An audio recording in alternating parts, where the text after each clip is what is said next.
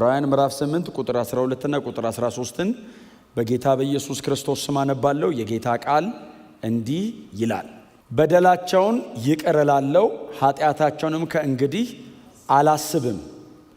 ይህን ኪዳን አዲስ በማለቱ የፊተኛውን ኪዳን አሮጌ አድርጎታል። ስለዚህ ያረጀ ያፈጀ የሚጠፋበት ጊዜ ቀርቧል። የጌታ ስም የተመሰገነ ይሁን። እንግዲህ ምዕራፍ 8 ስለ አዲሱ ኪዳን ነው የሚናገረው ተባብለናል አይደል? ስለ አዲሱ ኪዳን በጣም በስፋት እያሳየን ነው። እስከ ምዕራፍ 7 ድረስ የቀደሙት የሌዋውያንን ክህነትና አዲስ ኪዳናችን ላይ በመልከጼዴቅ ሹመት የተሾመውን የጌታችን ኢየሱስ ክርስቶስን ክህነት በንጽጽር አቅርቦ ኢየሱስ ወደር የለውም አይደል? በክህነት ኢየሱስ ወደር የለውም የሚል ነው። ከዛ ደግሞ አሁን ደግሞ ምዕራፍ 8 ላይ ደግሞ ሲገባ የገባንበትን አዲሱን ኪዳን በጣም እያደመቀ እየጻፈልን ነው። ምዕራፍ 9 ላይ እሱን ይቀጥላል። ምዕራፍ 9 ላይ ደግሞ በጣም ስፔሻላይዝ አድርጎ ደግሞ ሞር ጥልቀት ይጨምርና የኢየሱስ ደም ደግሞ በጣም ምዕራፍ 9 ላይ ይብራራል። ቁጥር 12 እና 13 ምንድን ነው የሚለው? ቁጥር 12 በሉት እስቲ። በደላቸውን ይቅር እላለሁ ኃጢአታቸውንም ከእንግዲህ አላስብም። በጣም ከባድ ቃል አይደል? እግዚአብሔር በደላቸውን ይቅር እላለሁ አለ። ኦፍ ኮርስ እግዚአብሔርማ ይቅር ባይ ነው ስንል ኃጢአታቸውን ከእንግዲህ አላስበውም አለ። ይሄ ክላይማክስ ነው አይደል? የአዲሱ ኪዳን አንዱ ክላይማክሱ ይሄ ነው። እግዚአብሔር አዲስ ኪዳን አደርጋለሁ ብሎ እንግዲህ ምዕራፍ 8ን ስንጀምር ጀምሮ የምናያቸው ኤርምያስ፣ ሕዝቅኤል፣ ኢሳይያስ ስለሚደረገው አዲሱ ኪዳን በክርስቶስ ኢየሱስ በኩል ስለሚደረገው ስለ አዲሱ ኪዳን ትንቢት ሲናገሩ ቆይተዋል። የቀድሞውን ኪዳን የሚያስረጅ አሁን የዚህ ደብዳቤ ጸሐፊ ደግሞ እንዳለው ከሆነ ቁጥር 13 ላይ ያረጀ ያፈጀ አለው ብሉይ ኪዳን። እኔ እንደው እሱ ስላለው ነው የምለው እንጂ በእውነት እንዲህ ለማለት እኔ ባይለው አልልም። እንደዚህ ለማለት በጣም ያስፈራል። አሁን ብሉይ ኪዳንን የሚያክል የሁሉ ተአምር የተደረገበትን ኪዳን ያረጀው አለው። ኦፍ ኮርስ አዲስ መጥቷል። ያረጀው ስንል ያፈጀው ብሎ እንዳንመለስበት አድርጎ ይዘጋዋል። ያረጀው ያፈጀው የሚለው ግን የአዲሱ ኪዳን ክብር ምን ያህል ትልቅ እንደሆነ የሚያሳይ ነው። ቃሉ ራሱ ዋው አይደለም የሚያስብለው። አሁን ያኛው ኪዳን ብለው ዕብራውያን በጣም ኢምፕረስ ይሆናሉ። የአባቶቻችን መንገድ፣ የነ ሙሴ መንገድ፣ የታላላቆች የነቢያቶች የነ ዳዊት መንገድ፣ የካህናት መንገድ ብለው በጣም ኢምፕረስ ሲሆኑ ያረጀና ያፈጀ ነው እሱኛው። በራሱ ግን ያረጀና ያፈጀ ብቻ አይደለም። ሁለተኛ ቆሮንቶስ ምዕራፍ 3 ላይ ሄደን ደግሞ አይተናል አይደል? ክብር የሌለው አይደለም፣ ሲመጣ የራሱ ክብር ነበረው። ይሄኛው በሚበልጥ ክብር ሲመጣ ነው ያኛውን ክብር የሌለው ያረገው ብሎ ሁለተኛ ቆሮንቶስ ምዕራፍ 3 ላይ እኮ ጳውሎስ እኮ አሁን አዲሱ ኪዳንን በጣም ሊያደምቀው ሲፈልግ ብሉይ ኪዳን ክብር አልባ አልነበረም፣ በክብር ነው የመጣው። መሬት እያንቀጠቀጠ፣ አለት እየሰነጠቀ፣ ተራራ እያፈረሰ፣ ድንጋይ እየበታተነ፣ ተራራ እስከ ወገብ እያነደደ፣ የተጠጋ በሙሉ እየሞተ 3000 ሰው ነው አይደል የሞተው? የዛሬ 15 ቀን ነግሬያቸዋለሁ። ኪዳኑ የተደረገበት ጊዜ እኮ 3000 ሰው እኮ ሞቷል እኮ። ድፍር ብለው ሲጠጉት እልቅ ነው ያሉት። አዲሱ ኪዳን ደግሞ የተደረገ ቀን 3000 ድኗል። አሁን ልዩነቱ እሱን፣ ያኛው ክብር የሌለው አይደለም፣ አስፈሪ ነው፣ የሞት ነው የሚለው ለምንድን ነው? ከተጠጋው ይገላል። ለምን? ክብር አለው የራሱ። ይሄኛው ግን ጸጋና ምሕረት የተሞላ ስለሆነ፣ አዳኝ ስለሆነ፣ ታዳጊ ስለሆነ ሞር አስጠጊ ነው። ብሉይ ኪዳን እንድታይ ነው የሚያደርገ። አትቀምሰውም፣ አትጠጋውም፣ ኤክስፔሪየንስ አታረገውም። እየተደነቅ እያማረህ ነው የሚቀረው። አንተ ውስጥ ገብቶ ስለማይኖር ኤክስፔሪየንስ ማድረግ አትችልም። አዲስ ኪዳን ደግሞ አንተን ማስጠጋት ብቻ አይደለም፣ ተራራ ላይ የሚወርደው እግዚአብሔር አንተ ውስጥ ነው ገብቶ የሚኖረው። አዲስ ኪዳን ክብሩ እሱ ነው። ብሉይ ኪዳን ተራራ ላይ ተቀምጦ እየቋመጥክ አቤት ከሱ ጋር መኖር ነበር ትላለህ። እግዚአብሔርም ከእናንተ ጋር ብኖር ደስታዬ፣ እዚህ ድረስ እመጣለሁ ይላል። ከተጠጓችሁ ትሞቱብኛላችሁ፣ ከቀረባችሁ እገላችኋለሁ። ገዳይ አይደለም እግዚአብሔር። ክብሩን ኃጢአተኛ መቋቋም ስለማይችል ነው የሚሞተው። አዳኝ እኮ ነው እግዚአብሔር። ለምንድን ነው የምንሞተው? ኃጢአተኛ ስለሆንኩ፣ በደለኛ ስለሆንክ። ከእግዚአብሔር ባህሪ ጋር አይሄድም የኔ ማንነት። ስለዚህ እግዚአብሔር ደግሞ ከሱ ውጪ የሆነውን ነገር ያቃጥሏል። ክብር ናቹራሊ ኮንሱመር ነው። ግሎሪ ከመጣ ኮንሱም። ዘንድሮም የእግዚአብሔር ክብር ይውረድ ብለህ ከጸለይክ እኮ ባይዘው አንተን ጥርግ አድርጎ ብቻውን ነው የሚታየው። የእግዚአብሔር ክብር ከመጣ እኔና እግዚአብሔር አንታይም፣ ብቻውን ነው። ስለዚህ አንተን ጥርግ ያደርግና ብቻውን ይታያል። ለምንድን ነው እግዚአብሔር ሌላውን ጥርግ የሚያደርገው? ብቻውን ነው መታየት የሚፈልገው። ክብር አያጋራህም፣ ምስጋና አያሻማህም። አዲስ ኪዳንም ቢሆን ክብር አትጋራም። አብረን እንከብራለን ማለት በከበረበት ያከብራሃል ነው እንጂ ምስጋና ያጋራሃል አይደለም። ድሮም ዘንድሮም እግዚአብሔር ያው ነው። አፕሮች የሚያደርግበትን መንገድ ነው የቀየረው እንጂ እግዚአብሔር አይቀየርም። ለዘላለም እግዚአብሔር አንቼንጀብል ነው፣ ሊለወጥ አይችልም። በራሱ በማንነቱ ዘላለማዊ ነው፣ የማይቀየር ነው። ኢንቲቲው አይቀየርም። ምንድነው ታዲያ የቀየረው? አፕሮች። ድሮ በዛኛው በብሉይ ኪዳን አቶንመንት፣ በብሉይ ኪዳን መስዋዕት፣ በብሉይ ኪዳን በጊደር በምናምን ነው። አሁን በልጁ በኩል ነው። አሁን እግዚአብሔር መጨበጥ ይችላል። መጨበጥ ችሏል ማለት እግዚአብሔር ወርዷል ማለት አይደለም። ትርጉሙ አንተን አውጥቷል ማለት ነው። ጽድቅ ቀንሶ አይደለም ያስጠጋ፣ ክፍያህን ከፍሎልህ አቅርቦ ነው። እግዚአብሔር ለዘላለም የማይዛነፍ ባህሪው ምሕረቱና ጽድቁ ነው። እግዚአብሔር መሐሪ ነው። መቼ? ለዘላለም። ጻድቅ ነው። እስከ መቼ? ለዘላለም። አይጣረስም ሁለት ባህሪው። አንተ በጣም ጻድቅ ኮንክ መሐሪ አትሆንም፣ ትከፍላለህ። በጣም መሐሪ ኮንክ ደግሞ ጽድቅ ላይ ኮምፕሮማይዝ ታደርጋለህ። ቆይ እንለፈው ትላለህ። እግዚአብሔር እንለፈው አይልም። ጻድቅ ነው በባህሪው። እስቲ አሜን በሏ። ራይቸስ ነው። መቼ? ለዘላለም። ታዲያ ጥላሁንን እንዴት አድርጎ ነው የተቀበለው? ኢየሱስን መሃል ከፍሎ። ኢየሱስ ሞቶ ነው የጠራኝ እንጂ እግዚአብሔር ኮምፕሮማይዝ አድርጎ አይደለም። እግዚአብሔር ኮምፕሮማይዝ አያደርግም። አሜን በሉ። የድሮ ጻድቅ የዘንድሮ መሐሪ እንደሱ አይነት አይደለም። እግዚአብሔር ድሮም ዘንድሮም መሐሪም ጻድቅም ነው። የምህረት ዲግሪው በጣም የጨመረው ኢየሱስ መሃል ሲመጣ። ክብር ለእግዚአብሔር ይሁን። እና ይሄኛው የአዲስ ኪዳን ክላይማክስ ነው። የአዲስ ኪዳን ክላይማክስ ነው።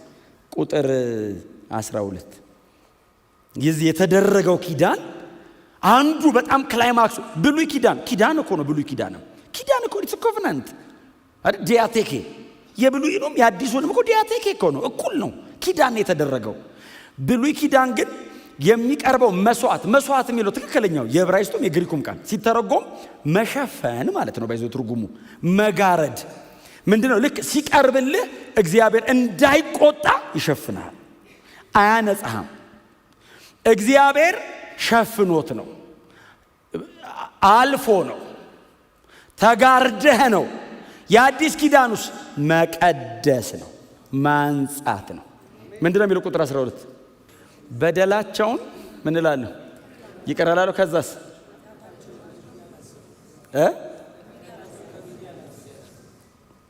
ኃጢአታቸውን ከእንግዲህ አላስብም ማለት ረስቼዋለሁ ማለት አይደለም፣ አላስታውሰውም ማለት ነው። እግዚአብሔር በዘላለም ባህሪው መርሳት አይችልም። ሁሉን አዋቂ ነው። የረሳ ቀን አምላክ መሆኑ ይቀራል። መርሳት አይችልም። አላስታውሰውም ነው የሚለው። አሜን በሏ። ረስቶት አይደለም ትቶት ነው። አያውቀውም እንዴ? ያውቀዋል። ድሮ ምን እንደምሰራ እግዚአብሔር አያውቅም እንዴ? ያውቃል። አሁን እዚህ ስመጣ ረስቶት ነው እንዴ? አይደለም። ድጋሚ አላስበውም አለ። ሰው ድጋሚ አላስበውም ሲል የሆነ ቀን ትዝ ይለዋል። እግዚአብሔር ረስቶ አይደለም፣ አላስታውስም ነው። አላስበውም ነው ያለው። ረሳውት አይልም፣ አላስታውስም። ኖ ሞር ሪሜምበር አላረግም። አይረሳም፣ አያስታውስም።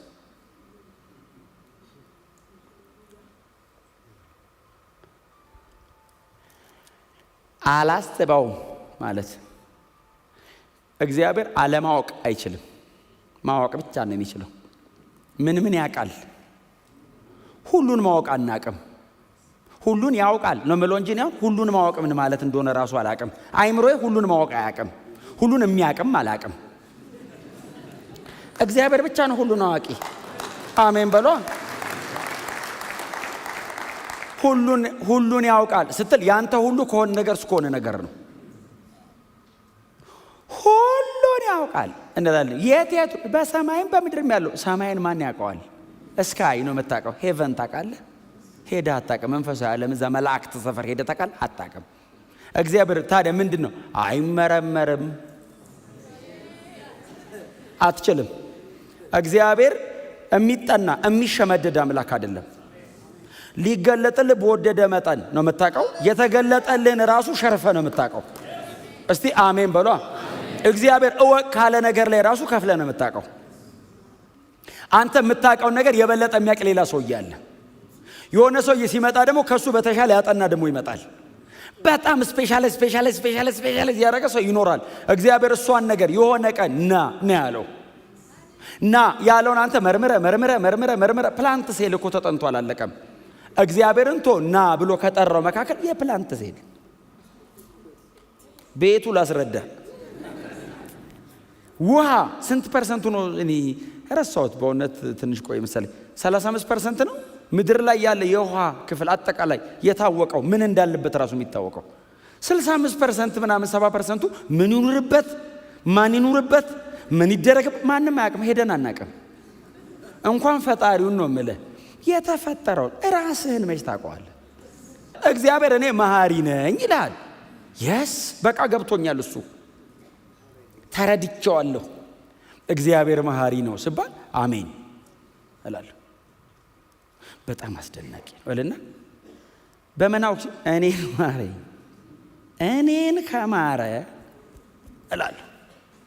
የራሴ ይታየኛል፣ የሷ አትንኩ። በቃ መሐሪ ነው፣ ገብቶኛል፣ በዚህ እኖራለሁ። ክብር ለእግዚአብሔር ይሁን። እና እግዚአብሔር መጣና እንደዚህ አለ፣ ኃጢአታቸውን ምን አለም በደላቸውን ይቅር። በደል የሚለው ባይዘወይ ኮንስትራክቲቭ የሆነ ኃጢአት ማለት ነው። ድንገት የተሰራ በደል እንዳይመስል በተቀናጀ መንገድ አውቆ የተደረገ ነገር አለ እግዚአብሔር። ወደ እኔ ሲመጡ እተዋለሁ አለ። ሰው ወደ ክርስቶስ ሲመጣ በክርስቶስ ኢየሱስ በኩል ወደ እግዚአብሔር ሲመጣ በልጄ በኩል ስለመጣ ትቼዋለሁ። ይቅር እላለሁ የሚለው በደላቸው የሚለው ቃል በስነ ስርዓት የተደራጀ ኃጢአት ወንጀል ማለት ነው።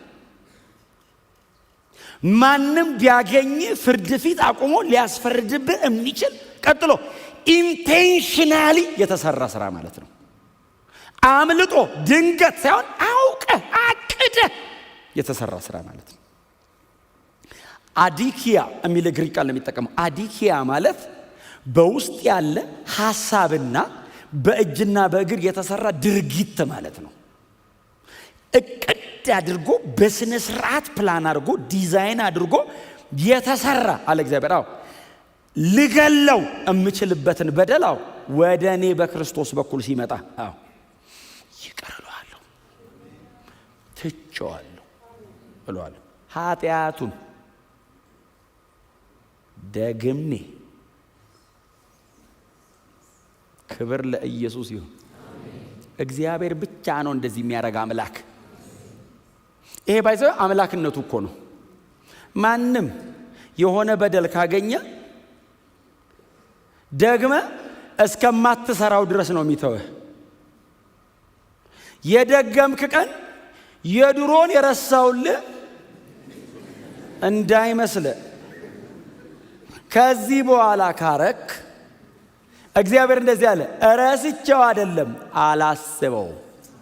የሆነ ነገር ስትሰራ የድሮን አይልም፣ ከዚህ ነው የሚጀምረው። በጣም ኮንደምኔሽን፣ ይሄውን መከሰስ አይምሯቸው ላይ ያለ ሰዎች፣ በጣም በበደለኝነት ስሜት የምትሰቃዩ እግዚአብሔር እንዴት ይቀበለኛል የምትሉ ሰዎች ደግሜ አላስበው። ይሄ የሕያው የእግዚአብሔር ቃል የጸና የትንቢት ቃላችን ይሄ ነው። ድጋሚ አላስበውም። አሁን በዚህ የእግዚአብሔር ቃል እውነት በህይወት ኑሩ። በጣም ብዙ ሰው ባይዘወይ በዚህ አይነት ጊልቲ ኮንሽስ ነው የሚኖረው። አይችልም፣ ቀና ማለት አይችልም፣ መራመድ አይችልም። እየመጣ ይኮረኩመዋል፣ ይመታዋል፣ ይኮንነዋል። እግዚአብሔር መጣና እንደዚህ አለ፣ የኔ አይደለ እንዴ? አላስበውም። ኃጢአቴንስ ይቅር ብያለሁ፣ በደሌንስ ትቼልሃለሁ። አላስበውም።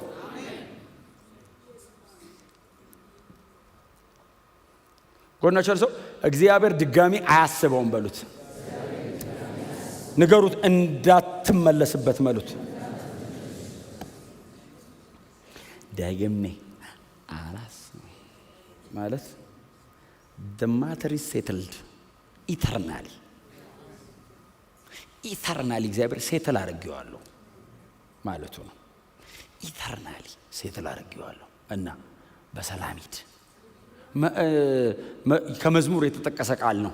ሮሜ 4 ላይ ሄደን አንድ ቃል ነበር 4 ጀምሮ ላንብብላችሁ።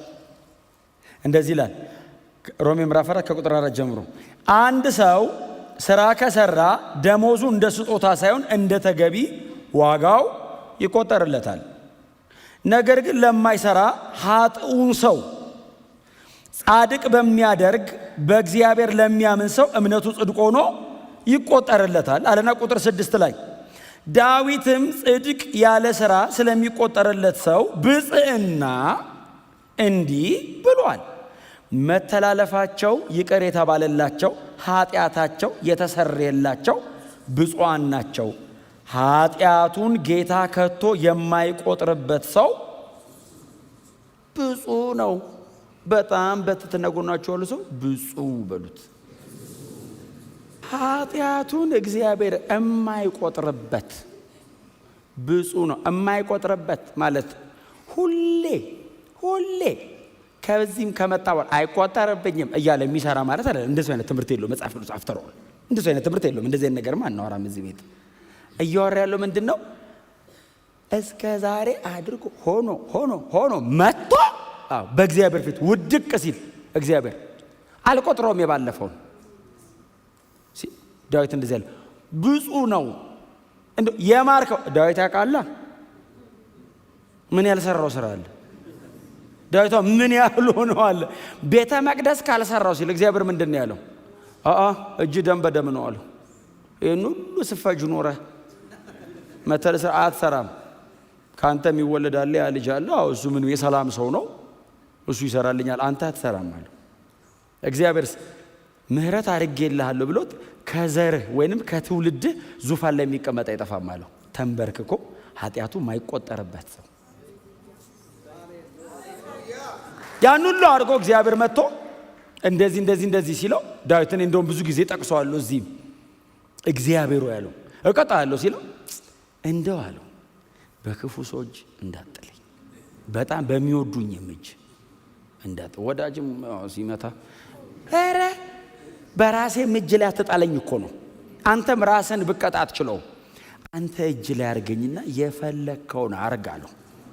ያውቀዋል ዳዊት የሆነ ነገር አድርጎ ሮጦ እግዚአብሔር ስር ይደበቃል። አጥፍቶ ልመታው ስትል ልጅ እቅፍ አድርጎ ቢስምህ ማለት ነበር። አሁን ዳዊት የአባት ልብ ያውቃል። የአባት ልብ በደንብ አንድርስት። አባቱ እኮ በደንብ ትሪት አላደረገውም። 6ቱ ነው በደንብ የሚንከባከበው አባትየው። ለምንም ሲጠሩ እሱስ ገብቶታል የእግዚአብሔር ልብ ምን አይነት እንደሆነ። ስለዚህ እግዚአብሔር ሆይ ይለዋል። እግዚአብሔር ሲምረው ሲተወው እድሜውን አይደል ሽምግልናውን እርጅናውን ዙፋን ላይ ነው የጨረሰው ዳዊት። ሰው መጥቶ አልገደለውም። ዳዊት ለልጁ ነው የሰጠው ንግስናውን። በክብር ነው ወደ አባቶቹ የተከማቸው። የእስራኤል ሞዴል ንጉሷ ዳዊት ነው። ከዳዊት በኋላ የመጣው ኢየሱስ ብቻ ነው በዳዊት ዙፋን የተባለው። በዚህ መጠን ዳዊት አልበደለም፣ አይቆጠርም የዳዊት በደል። ግን እግዚአብሔርስ ምህረት ያደርግለት። ዳዊትስ ፎር ግራንትድ አይወስደውም። ይገባኛል አይልም። እንደው ምህረት የገነነለት ኃጢአቱን የማትቆጥርበት ሰው ብሎ እዛው ይወድቃል እግዚአብሔር እግር ስር። እግዚአብሔር እንደገና እላዩ ላይ ያለውን አመዱን አራግፎ ዘይት ቀብቶ ተመልሶ ያመጣዋል። ወቶ ተዋጋ ድል አድርጎ መጣ ይላል። ከዛ ደግሞ ክብር ለኢየሱስ ይሁን። በእውነት ነው የምላችሁ በዚህ ልብ በእግዚአብሔር ቤት መኖር አለባችሁ። ይህ ኒው ቴስተመንት፣ ይህ አዲስ ኪዳን ነው። በብሉይ ኪዳን እንደዚህ አይነት መዝሙር ከዘመረ ሰው ብሉይ ኪዳን ተቀምጦ እነ ሙሴ በሰጡት ሕግ ውስጥ ተቀምጦ ሰው በስራ 9ኛን ጠብቀ አንዷን ሚስ ብታረክ ትሞታለህ በተባለበት ሰው ሰርቶ ይድናል ሕግ ጠብቆ ነው የምቀበለው በተባለበት ኪዳን ውስጥ ቁጭ ብሎ ኃጢአቱን ይቅር እምትለው እማትቆጥረበት ያለ ስራ የምታጸድቀው ሰው እንዴት የተመሰገነ ነው ብፁዕ ነው ያ ሰው ብሎ መዘመር ከቻለ አዲስ ኪዳን ያለን እኔና እናንተ የክርስቶስ ደም የፈሰሰልን እኔና እናንተ እግዚአብሔር መጥቶ እንደዚህ እኮ አለ በቃ እኔ አሁን ከዚህ በኋላ ባልሰብክስ ይሄንን ብቻ ይዛችሁት ብትሄዱስ በደልህን ትቻለሁ ኃጢአትህን ደምስሻለሁ ድጋሚ አላስበውም። በጣም ከባድ ቃል ነች ባይዘው በጣም ከባድ ቃል። እግዚአብሔር ይሄንን ድንገት አይደለም ያደረገው አውቄ ነው ያደረኩት አለ። አውቄ ነው ምሬ ነው ዘግቼ ነው ረስቼ አይደለም ትቼው ነው። እግዚአብሔር ድንገት አይደለም የተወው አውቆ ነው የተወው። ኢየሱስን አይቶ ነው የተወው። የልጁን ደም አይቶ ነው የተወው። የተሰራ ስራ አይቶ እግዚአብሔር በቃ ትቼዋለሁ ደስ ብሎት ትቼዋለሁ። ኖ በስብከት ሞኝነት ስብስብ ስንልኛ እንዲህ በቀላሉ ዝም ብሎ ሲሰበክልን አሜን ስንል ዳዊት እንደዚህ ያለ ብፁዓን ናቸው እንደዚህ አይነቶቻው። ኧረ እኔ እግዚአብሔር ይቅር አይለኝም የሚል ስንት አለ እኮ። ከዛ የባሰ በደል ያረገ ሰውዬ ደግሞ ይለኛል ብሎ ይመጣል። እግዚአብሔር ያንን ሰው እንደዚህ ይለዋል፣ ብፁዕ ነህ። የተሰራውን ስራ አክኖሌጅ ማድረግ፣ እግዚአብሔር በልጁ በክርስቶስ በኩል የሰራውን ስራ እውቅና መስጠት። አዎ ለኔ ነው።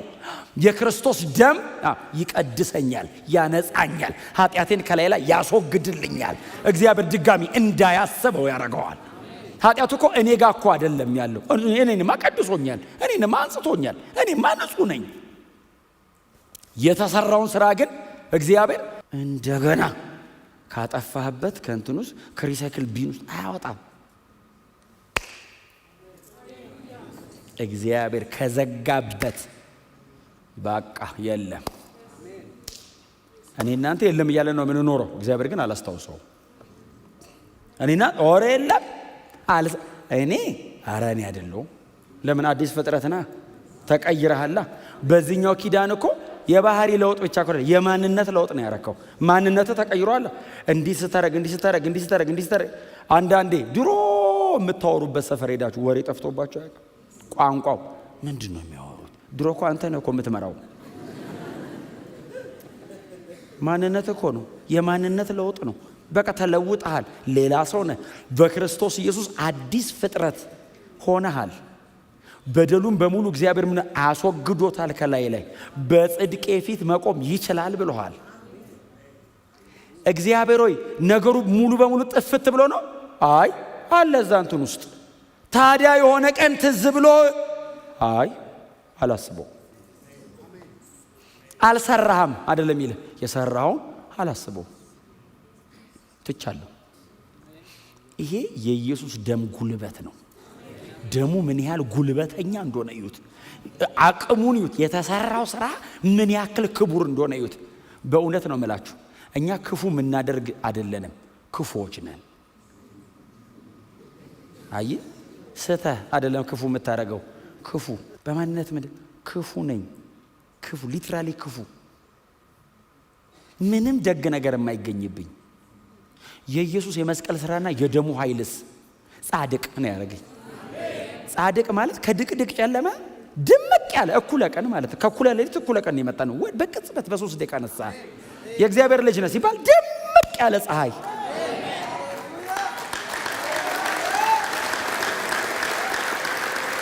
አይ ይህንን ሰርተህ ልታረገው እንደምትችል ካሰብክ የኢየሱስን ደም ማክፋፋት ማለት እሱ ነው።